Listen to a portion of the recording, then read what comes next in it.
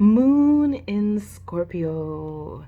The moon in Scorpio is a place of discomfort for the moon. It is what we in astrology would say is kind of like the moon's downfall. This is why. Because Scorpio is actually a sign that is water, right? But it's ruled by Mars and Pluto. And the energy of Mars combined with Pluto is very intense for the moon. So it evokes emotion, but the emotions can be so outrageous that it's beyond just sensitive. It's almost so protective of its own sensitivities that it needs to fight or to utilize some sort of power and control in order to share its emotions. So the moon in Scorpio is somebody who feels very deeply, but they aren't always going to be vulnerable to those feelings. And they surely, in their personality, may not always want to show you their vulnerability. This is an area that has to do with really understanding the darkness of the world. This is the underworld for the moon. And so the moon has seen the more criminal side of people, has seen the dangers. And so when they're sharing their emotions, they know that people could take advantage of that. They know that there aren't just good people in the world. There aren't just good energies and intentions in the world. They see the darker side of things. So the moon here becomes something bigger than just compassion. It's this need to transform, to change, to dig deep. And these personalities get emotional fulfillment from feeling powerful. This is something that's very different than, let's say, a moon in Cancer. Because a moon in Cancer may not always feel very powerful at all. They may embrace the parts of them that feel very weak. But a moon in Scorpio would never want you to see how weak they feel. They would never want you to see that any of their emotions as weakness.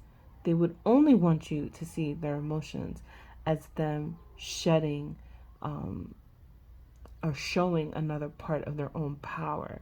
That through crying, through being hurt, through being in pain, that they are even more powerful. And this is what the moon in Scorpio gets their emotional fulfillment from. They are naturally in tune to